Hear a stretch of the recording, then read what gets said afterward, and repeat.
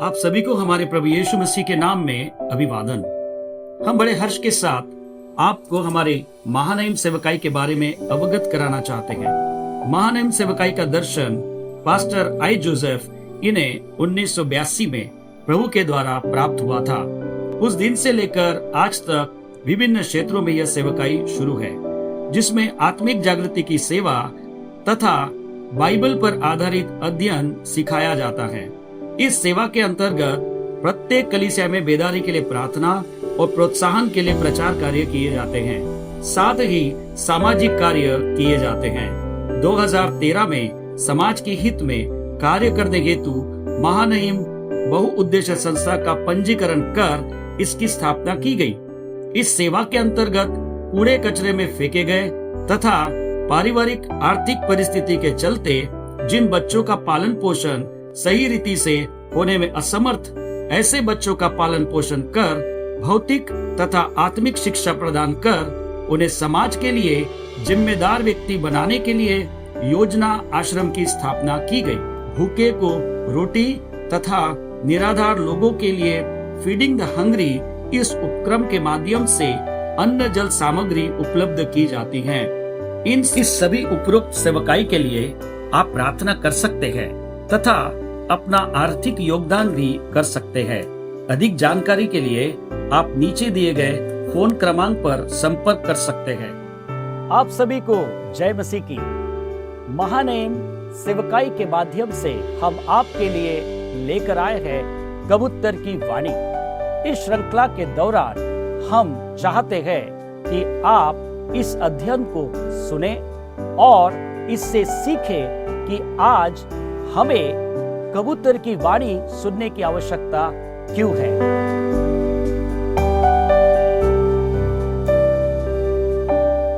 Once again we greet you in the most blessed name of our Lord and Savior Jesus Christ. फिर एक बार हम आपका अभिवादन करते हैं हमारे प्रभु यीशु मसीह के उत्तम और धन्य नाम में। You know, Bible commands us to follow certain commandments. परमेश्वर हमें आज्ञा देती है कि कुछ ऐसी आज्ञा है जिनका हमें पालन करना होगा। Once I asked a brother, are you saved?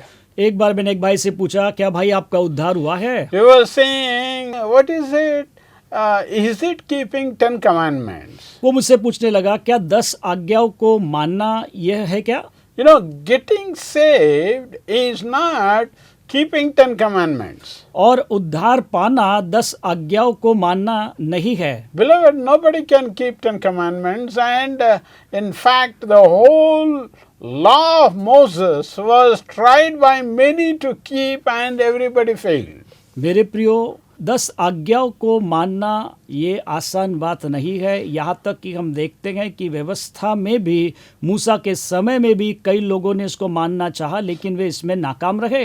No, depravity of human heart is terrible, and we can't fit into the presence of God, or we can't fit into the commandments of God, but God's presence can lead us, guide us and take control of us. और हमारा जीवन जो दूषित है वो हमें कभी भी 10 आज्ञाओं को पूरी करने कभी नहीं दे सकता, और यही कारण है कि हम अपने अच्छे कामों के द्वारा परमेश्वर की उपस्थिति में नहीं जा सकते। केवल परमेश्वर की दया और अनुग्रह ही हमें उसके उपस्थिति में ले जा सकता है। You know, in Romans 5th chapter we read about this war between spirit and flesh. हम रोमियो अध्याय 15 में आत्मा और शरीर के विरोध में एक युद्ध को देखते हैं। Abraham was not judged as righteous because he kept the law. Abraham इसलिए धर्मी नहीं ठहरा क्योंकि उसने व्यवस्था का पालन किया, But by faith he was accepted and he was made as righteous. केवल विश्वास के द्वारा ही वह स्वीकार किया गया और धर्मी ठहराया गया। And if we are saved by faith, यदि हमारा उद्धार विश्वास से हुआ है तो we have to do one of the important thing what Bible commands us. तो हमें एक महत्वपूर्ण बात करने की आवश्यकता है जिसके विषय में बाइबल हमें आज्ञा देती है। Let's go to Ephesians 5th chapter. आइए इसके लिए हम इफिसियों की पत्री उसके अध्याय 5 में चले And let us read verse 18. और उसका वचन 18 पढ़े। It says, "But be not drunk with wine, इसलिए दाखरस से मतवाले न बनो, wherein is excess, but be filled with the Holy Spirit." क्योंकि इससे लुचपन होता है, पर आत्मा से परिपूर्ण होते जाओ। You know, when you drink, keep drinking, you will never be satisfied.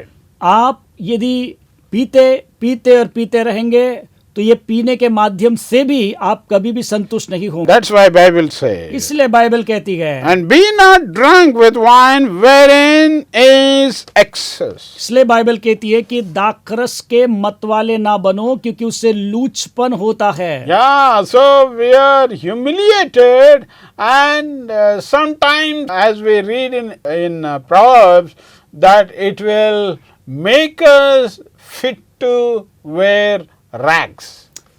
कभी कभी ये व्यसन हमारे जीवन में अपमान को लेकर आता है और हमें बिल्कुल ऐसा कीचड़ में धकेल देता है। We will be wearing only rags before. और हम ऐसे होते हैं कि बस मिट्टी में पड़े हुए जैसे होते हैं। And that will be the terrible time. और सचमुच में वो एक भयानक सा ऐसा समय होता है। Have you seen drunkards? क्या आपने पियक्कड़ों को देखा है क्या? For drinking sake, they sell anything from their house. और वो पीने के लिए कुछ भी कर सकते हैं, यहाँ तक कि घर की वस्तुएं भी बेच सकते हैं। Beloved, here Bible says, प्रियो, यहाँ पे बाइबल कहती है, be filled with the Holy Spirit. पवित्र आत्मा से परिपूर्ण होते जाओ। What does it mean to be filled with the Holy Spirit? पवित्र आत्मा से परिपूर्ण होने का अर्थ क्या है? You know, in the Bible, we read about filling of the Holy Spirit. हम बाइबल में पवित्र आत्मा से भरे जाने के विषय में पढ़ते हैं। Let us turn to first chapter of Acts of the और ये Apostles. देखने के लिए हम प्रेरितों के काम अध्याय 1 की ओर चले And then let's read verse 13. और उसका वचन 13 पढ़े। It वो says, कहता है, "And when they were come in, they went up into an upper room, wherein abode both Peter and so list of the disciples is given." और जब वे वहां पहुंचे तो उस अटारी पर गए जहां पतरस और यूहन्ना और बाकी चेलों की याद यहाँ पे दी गई है। And then verse 14. फिर 14 वचन इस प्रकार कहता है, These all continued with one accord in prayer and supplication. और ये सभी एक चित्त होकर प्रार्थना में लगे रहे। They were all with one accord ये in सभी- prayer and supplication. ये सभी एक मन होकर प्रार्थना और विनती में लगे रहे। With the woman and Mary, the mother of Jesus, and with his brethren. यहाँ पे कई स्त्रियां हैं, यीशु की माता मरियम और कई भाई भी You हैं। know, women also were praying. यहाँ पे स्त्रियां भी थी जो प्रार्थना में लगी हुई थी। Brothers who were born with Jesus, for the same mother, they are also coming together and praying. और यीशु के भाई भी जो थे, जो मरियम के द्वारा पैदा हुए थे, वे भी एक मन होकर साथ में प्रार्थना कर रहे थे। They were all praying with one accord. वे एक मन होकर प्रार्थना कर रहे थे। For what? किस बात के They were लिए? not praying for their clothing. वे अपने कपड़ों के लिए प्रार्थना नहीं कर रहे थे। They were not praying for their bread and butter. वे अपने खाने पीने के लिए प्रार्थना नहीं कर रहे थे। They were not praying for anything for material needs so called. वो भौतिक वस्तुओं के लिए प्रार्थना नहीं कर रहे थे, But लेकिन what they are doing? वो क्या कर रहे थे? They are praying for the Holy Spirit. वो पवित्र आत्मा के लिए प्रार्थना कर रहे थे। What happened? क्या हुआ? After Jesus was resurrected and जब ascended, यीशु पुनरुत्थित हुआ और उसके बाद वो स्वर्गारोहण हो गया after 10 days, और 10 दिन के what बाद happened? क्या हुआ? 40 days he stayed here, and then plus 10 days, totally 50 days. अब 40 दिन वे यहाँ पे ठहरे रहे और फिर बचे हुए जो 10 दिन टोटल मिला के होते हैं, कुल मिला के 50 दिन। So in chapter 2 and verse 1 it says, और फिर दूसरे अध्याय के वचन 1 में इस प्रकार से कहता है, "And when the day of Pentecost was fully come, they were all with one accord in one place." जब पिन्तेकुस्त का दिन आया तो वे सब एक जगह इकट्ठे थे। No, they were all together. वे सब एक साथ थे They were not divided in their thinking, और ना ही उनके विचारों में कोई विभिन्नता थी। but they were with one accord. वे एक मन के थे। What was that one accord? ये एक मन क्या है? They were not praying for a big building. वो एक बड़ी इमारत के लिए प्रार्थना नहीं कर रहे थे। What they are तो doing? वे क्या यहाँ पे कर रहे थे? They are coming together and they are praying for the Holy Ghost. वे यहाँ पे एक साथ आकर पवित्र आत्मा पाने के लिए प्रार्थना कर रहे थे। Verse 2 says, दूसरा वचन इस प्रकार कहता है, and suddenly there came a sound from heaven as of a rushing mighty wind. और एकाएक आकाश से बड़ी आंधी की सी सनसनाहट का शब्द हुआ And then it filled all the house where they were sitting. और उससे सारा घर जहाँ वे बैठे थे गूंज गया। And then verse 3. फिर वचन 3 कहता है, There appeared unto them cloven tongues like as of fire, and it sat upon the each of them. और उन्हें आग की सी जीभें फटती हुई दिखाई दी और उनमें से हर एक पर आ ठहरी। What is it? ये क्या है? It's the Holy Spirit. ये पवित्र आत्मा है। He appeared like a cloven tongues of fire. और वो वहां पे इस प्रकार से प्रकट हुआ मानो जीभे, आग की सी जीभे। No, there was no fire there, वहां पे ऐसी कोई आग नहीं थी, but they have seen the cloven tongues of fire.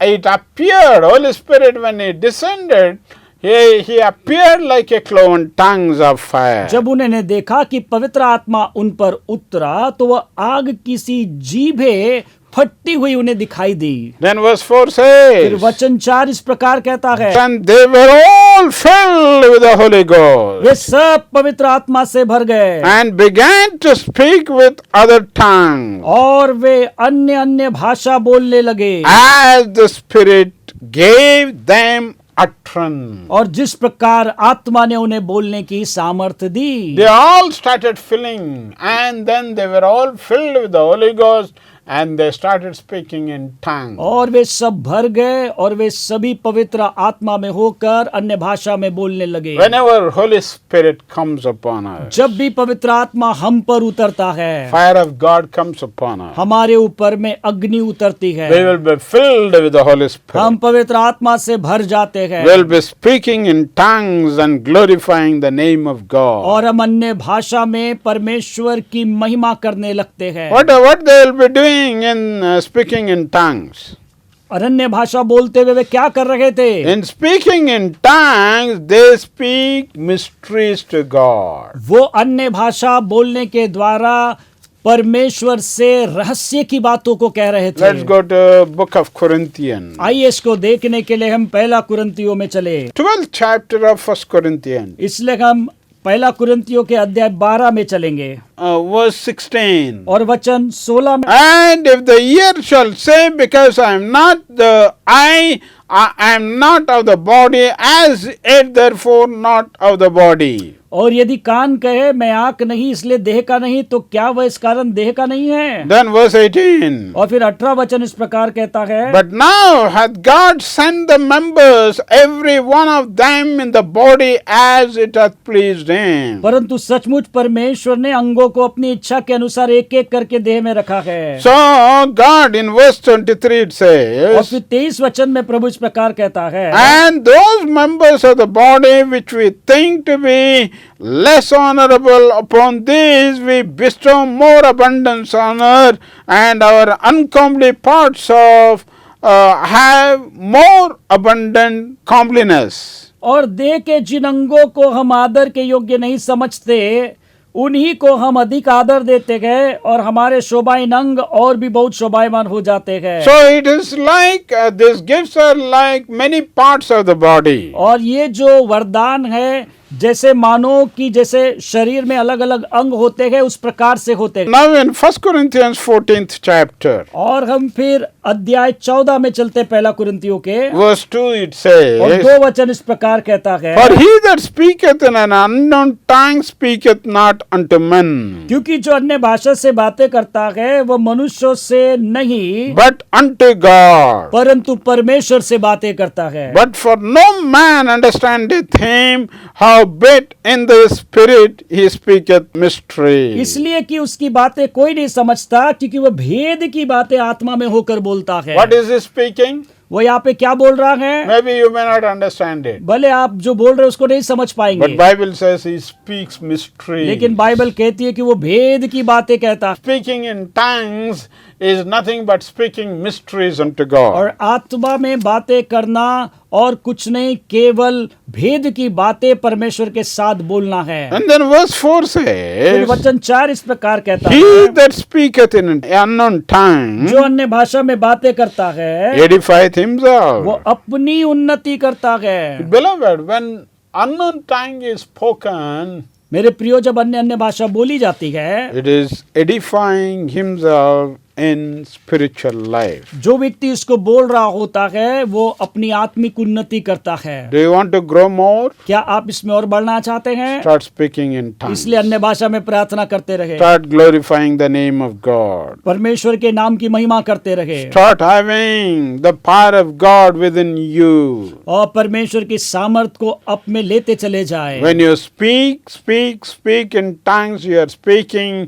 mysteries of God. जितना अधिक आप अन्य भाषा में बोलते चले जाएंगे, आप परमेश्वर के भेदों को बोलते रहेंगे। Now let's go to 4th chapter of Acts of the Apostles. इसलिए आइए समय प्रेरितों के काम अध्याय 4 में चले, Then verse और 24. उसका वचन 24। It says, And when they heard that, they lifted up their voice to God with one accord, and said, Lord, thou art God, which has made heaven and earth and sea and all that within it. यह सुनकर उन्होंने एक चित्त होकर ऊंचे शब्द से परमेश्वर से कहा, हे स्वामी, तू वही है जिसने स्वर्ग, पृथ्वी और समुद्र और जो कुछ उसमें है बनाया। And then in verse 29 it says, और 29 वचन में इस प्रकार से लिखा है, And now, Lord, behold their threatenings, and grant unto thy servants that with all boldness they may speak thy word. अब हे प्रभु, उनकी धमकियों को देख और अपने दासों को यह वरदान दे कि तेरा वचन बड़े हियाव से सुनाए। And then verse 31. और फिर 31 वचन कहता है, And when they had prayed, the place was shaken where they were assembled together. जब वे प्रार्थना कर चुके तो वह स्थान जहां वे इकट्ठे थे हिल गया। Hallelujah. Hallelujah. When they were filled with the Holy Spirit, जब वे पवित्र आत्मा से परिपूर्ण हो गए, they were speaking, जब वे अन्य भाषा बोलने लगे, they were talking, जब वे परमेश्वर से बातें करने they लगे, were praising वे God, परमेश्वर की स्तुति करने लगे, and the whole place was shaken. तो वो समय जो स्थान था वो पूरी रीति से हिल चुका था। Yes, whole place will be shaken when we are filled with the Holy Spirit. निश्चित रीति से जिस स्थान पे हम होते हैं, जब हम पवित्र आत्मा से भर जाते हैं, वो स्थान हिल जाता है। Pray to God that He may fill you with the Holy Spirit. परमेश्वर से प्रार्थना करें कि वो अपनी पवित्र आत्मा से आपको परिपूर्ण करे, And definitely God will fill you with the Holy और Spirit. निश्चित रूप से परमेश्वर अपने पवित्र आत्मा से आपको परिपूर्ण करेगा। When He fills you with the Holy Spirit, जब वो आपको अपनी पवित्र आत्मा से परिपूर्ण करेगा, the joy of the Holy Spirit, तब पवित्र आत्मा का आनंद, the peace of the Holy Spirit तब पवित्र आत्मा की शांति comes and abides with you and me. तो वो आप में और मुझ में आकर वास करेंगी, And wonderfully we will definitely be rejoicing in His presence. और बहुत ही अद्भुत रीति से हम उसकी उपस्थिति का आनंद उठाएंगे। Expect God to move that way. इसलिए अपेक्षा करें कि परमेश्वर आपके जीवन में इस प्रकार से हलचल करे। We need to be filled with the Holy Spirit. हमें पवित्र आत्मा से परिपूर्ण होना अवश्य है। And it's in Greek, it's the word filled is in present continuous. That means once you are filled, you keep being filled. और यूनानी भाषा में परिपूर्ण होने का अर्थ ये नहीं होता कि एक बार, लेकिन लगातार भरते जाना इसका अर्थ होता है। It is not once being filled and then stopping. इसका अर्थ ये नहीं होता कि एक बार परिपूर्ण हो गए उसके बाद बस हो गया। You are definitely being filled. आप निश्चित रूप से परिपूर्ण हो गए हैं, And then you are also again and again being filled with the लेकिन Holy हम Spirit. बार बार पवित्र आत्मा से परिपूर्ण होते चले जा रहे Power हैं। of God comes upon each of them. और हर एक के ऊपर में परमेश्वर की सामर्थ उतरी। So what you have to do is desire to be filled again and again. इसलिए आपको क्या करना है? परमेश्वर की सामर्थ से भरने के लिए अपने अंदर में एक लालसा बार बार उत्पन्न करना है। Take time to spend in the presence of God. परमेश्वर की उपस्थिति में समय बिताने के लिए आपको समय निकालना है। Take time to be filled with the Holy Spirit. पवित्र आत्मा से परिपूर्ण होने के लिए आपको समय निकालना है। Not once or twice, but keep being filled with the केवल Holy एक Spirit. बार नहीं, दो बार नहीं, लेकिन लगातार पवित्र आत्मा से परिपूर्ण होने के लिए समय निकालना होगा। The more you are filled, आप जितना अधिक उससे परिपूर्ण होंगे, the more you are energized. आप उतने अधिक जो है वो ताकत को प्राप्त करेंगे। When the Holy Spirit comes upon you, जब पवित्र आत्मा आप पर आएगा, it's likely to dry up. वो जरूरी है और निश्चित रूप से जो है वो सूख भी सकता है। When you realize that you are dried up, और जब आपको ऐसा लग रहा है कि आप सूख गए हैं, announce a fasting prayer. तब उस दिन आप खुद ही उपवास प्रार्थना की घोषणा करें स्वयं के लिए। Sit in the presence of God परमेश्वर की उपस्थिति में बैठे and be filled with the Holy Spirit. और पवित्र आत्मा से परिपूर्ण हो जाए। Yes, definitely God will fill you and then soak you with the Spirit of God. निश्चित रीति से परमेश्वर आपको भरेगा और अपने पवित्र आत्मा से परिपूर्ण करेगा। When the Holy Spirit comes upon you, जब पवित्र आत्मा तुम पर उतरेगा, you will receive power. तब तुम सामर्थ को पाओगे। Let us read in the 9th chapter of Acts, आइए प्रेरितों के काम अध्याय 9 में हम पढ़ते हैं verse 11. और वचन 11 को पढ़ते हैं। It says, And the Lord said unto him, तब प्रभु ने उससे कहा, that is, God is speaking to Ananias, who went to anoint Paul. और यहाँ पे प्रभु जो है हनन्याह से बात कर रहा है, जो पौलुस को अभी तेल से अभिषेक करने वाला था। And then he is saying, वो इस पे कहता है, verse 12, and hath seen in a vision a man named Ananias coming in and putting his hand upon him, and he might receive his sight. और उसने हनन्याह नामक एक पुरुष को भीतर आते और अपने ऊपर हाथ रखते देखा ताकि फिर से दृष्टि पाए। And then verse 14. और फिर वचन 14, And here he had authority from the chief priest to bind all those who call upon the name of the Lord. और यहाँ भी इसको प्रधान याजकों की ओर से अधिकार मिला है कि जो लोग तेरा नाम लेते हैं उन सबको बांध ले। And then verse 15. फिर वचन 15 में वो कहता है, But the Lord said unto Ananias, परंतु प्रभु ने उससे कहा, Go thy way, तू चला जा, for he is chosen vessel unto me, क्योंकि वह तो मेरा चुना हुआ पात्र है, to bear my name ताकि मेरे नाम को प्रकट करे before the अन्य Gentiles, जातियों के सम्मुख, and kings and children of राजाओं Israel. राजाओं तथा इजराइलियों के सम्मुख। I will shew you a great things he must suffer for my name's sake. और मैं उसे बताऊंगा कि मेरे नाम के लिए उसे कैसा कैसा दुख उठाना पड़ेगा। And then verse 17. फिर 17 वचन कहता है, And Ananias went his way and entered into the house, and putting his hands on him, said, Brother Saul, the Lord, even Jesus that appeared unto thee in the way as the chemist, has sent me that thou mightest receive thy sight. तब हनन्याह उठकर उस घर में गया और उस पर अपना हाथ रखकर कहा, हे भाई शाऊल, प्रभु अर्थात यीशु जो उस रास्ते में जिससे तू आया तुझे दिखाई दिया था, उसी ने मुझे भेजा है कि तू फिर दृष्टि पाए और पवित्र आत्मा से परिपूर्ण हो जाए। Yeah, there are two things here. यहाँ पे मेरे प्रियो दो बातें हैं। God sent me to lay my hands and pray for you, परमेश्वर ने मुझे इसलिए भेजा कि मैं तुझ पर अपना हाथ रखूं और तेरे लिए प्रार्थना करूं, that you may receive sight. ताकि तुझे दृष्टि प्राप्त हो, Secondly, that you may be filled with the Holy और Ghost. दूसरी बात तू पवित्र आत्मा से परिपूर्ण हो जाए। Yes, on the day of Pentecost, Paul was not there. क्योंकि पेंतेकुस्त के दिन पौलुस वहां पे नहीं था।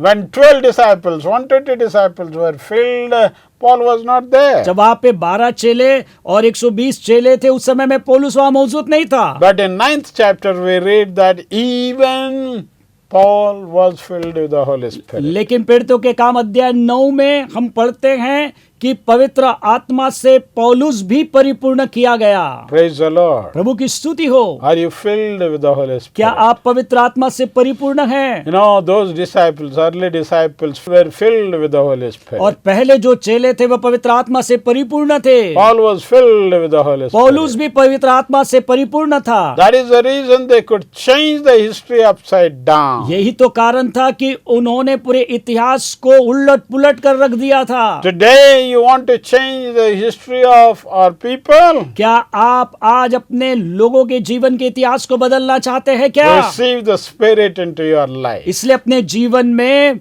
आत्मा को स्वीकार करें। Let the Holy Spirit come into your life. होने दीजिए कि पवित्र आत्मा आपके जीवन में आए Let the Holy Spirit touch you and change you, transform your life. और पवित्र आत्मा आए, आपको छुए और आपके जीवन को पूरी रीति से परिवर्तित कर दे। Your name is going to be changed and your life need to be changed. और आपका जीवन बदल जाएगा और आप पूरी रीति से परिवर्तित हो जाएंगे। The Lord's name will be glorified. और आपके द्वारा प्रभु का नाम महिमा पाएगा। Today, whoever you may be, चाहे प्रियो आज आप कोई भी क्यों ना हो, cry out unto the Lord. प्रभु से प्रार्थना करें। Lord, here am I. हे प्रभु, मैं यहाँ हूँ, Touch me, Lord. मुझे छू ले प्रभु। Change my life, Prabhu Lord. मेरे जीवन को बदल दे। Glorify your name. प्रभु जी तेरे नाम की महिमा कर। Shall we pray right now? क्या हम इस समय में प्रार्थना कर सकते Father, हैं? we thank you for this day. पिता, आज के दिन के लिए आपका धन्यवाद। Thank you for each and everyone who is listening to this voice. धन्यवाद प्रभु, आज की वाणी हर एक व्यक्ति जो सुन रहा है, Touch them right now. अभी इसी वक्त उन्हें स्पर्श कर। Fill them right अभी now. इसी वक्त उन्हें परिपूर्ण Let कर। the Holy Spirit come upon them. पवित्र आत्मा उनके ऊपर उतरने पाए। Let your name be glorified. आपका नाम महिमा पाए। We bind all the hindrances. हर एक रुकावटों को हम बांध देते We हैं। break every bondage in Jesus' यीशु के name. नाम से सारे बंधनों को हम बांध देते May हैं। your name be glorified in आपके and through नाम their की life. महिमा हो उनके और उनके जीवन के द्वारा। In Jesus' name we offer this prayer, our Father. इस प्रार्थना को हमारे पिता के नाम से मांगते हैं प्रभु।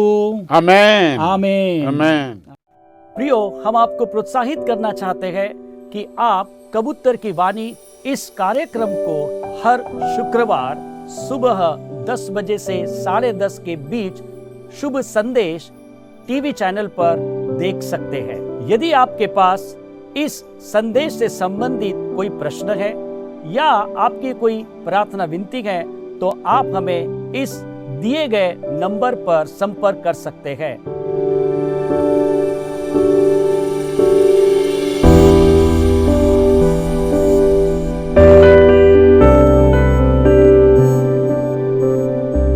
हम बड़े हर्ष के साथ आपको हमारे महानयम सेवकाई के बारे में अवगत कराना चाहते हैं। महानयम सेवकाई का दर्शन पास्टर आई जोसेफ इन्हें 1982 में प्रभु के द्वारा प्राप्त हुआ था।